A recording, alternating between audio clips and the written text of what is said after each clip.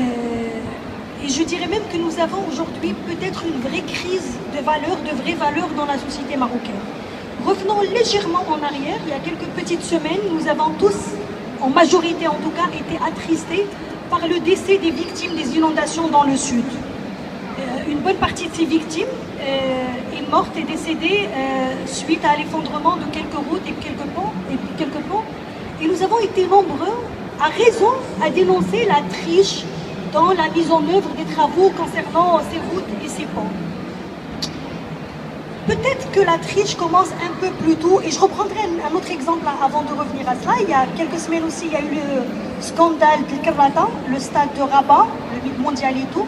Et encore une fois, nous avons dénoncé le manque de respect des cahiers de charges quant au lancement des travaux publics par rapport au stade, aux routes, etc.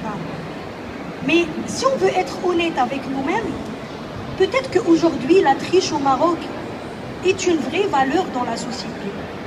Quand le ministère de l'Éducation nationale essaie de faire des campagnes contre la triche, la majorité des bacheliers se révoltent et tacitement, nous les soutenons quelque part. Et en fait, ils réclament quoi? Ils réclament leur droit à tricher sans être punis. Et personne ne trouve cela dérangeant, personne ne dit qu'il y a quelque chose qui ne va pas. Autre exemple, les fameuses vidéos qui circulent sur YouTube depuis quelque temps des flics corrompus. Oui, nous serons peut-être tous d'accord, il y a un vrai problème de corruption au Maroc.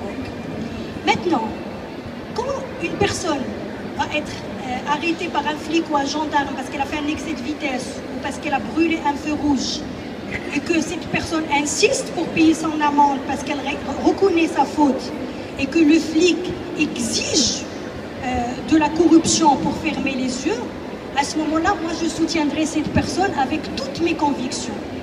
Mais le fait est qu'aujourd'hui, nous, utilisateurs de la route, une bonne partie parmi nous, en tout cas pour ne pas généraliser, considèrent que c'est son droit aujourd'hui de faire des infractions. C'est mon droit de brûler un feu, de faire des excès de vitesse, de ne pas respecter un stop, de m'en sortir avec un petit billet de 50 dirhams, de 100 dirhams en fonction de l'infraction. Et quand le flic refuse de prendre la corruption et qu'il veut appliquer la loi, on va se dire et quand le flic va accepter la corruption, on va se dire que bon, quelque part c'était notre droit. Et aujourd'hui, la majorité des personnes qui filment les flics corrompus, et en tout cas sur les vidéos que j'ai pu voir, c'est des personnes qui ont essayé elles-mêmes de corrompre un flic parce qu'elles voulaient se racheter après avoir commis une infraction. C'est ça le problème pour moi. Oui, il y a un phénomène de corruption, mais nous y contribuons tous. Il y a effectivement la responsabilité des flics, des organes de l'État qui ne contrôlent pas, etc. Mais il y a nous qui considérons aujourd'hui que c'est notre droit, parce que je ne veux pas faire la queue. Là, en arrivant, il y a un jeune étudiant qui n'a pas respecté la queue. Quand je lui ai dit, monsieur, nous attendons tous notre tour pour acheter le ticket à 10 dirhams pour rentrer dans le salon. Et il me dit, oui, mais madame, j'étais là. Et la file était longue, et donc je suis passée là. Et c'est un étudiant, donc il fait partie d'une petite élite de la société marocaine. Tout le monde n'arrive pas aux études universitaires.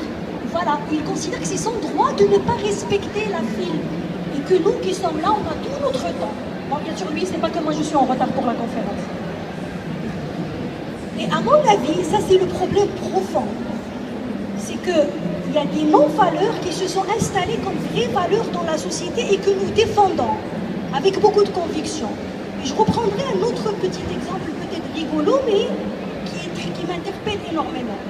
La Taïnisaki Baranmaki, la chanson de Daoudia.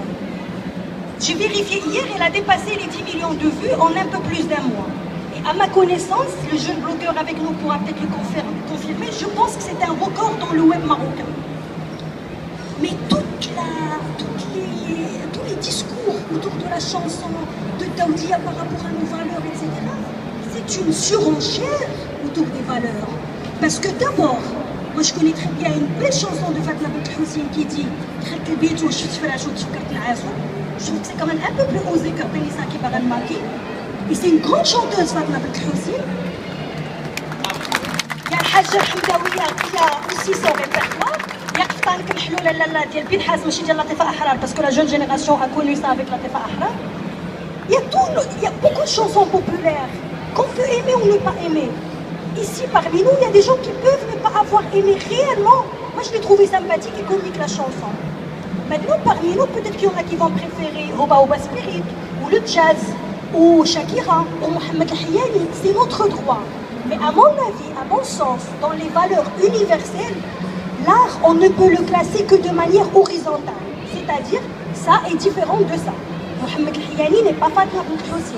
Tarab Al-Andalousi n'est pas Shakira. Mais pas de manière verticale.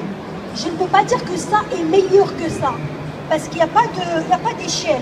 Je peux préférer aimer Gnawa, je peux ne pas les aimer. Je peux écouter Téléssaki, comme je peux dire c'est une chanson qui ne correspond pas à mes goûts. Mais de là à vouloir interdire la chanson ou condamner la chanteuse, c'est du nazisme et du fascisme. Et je trouve que c'est très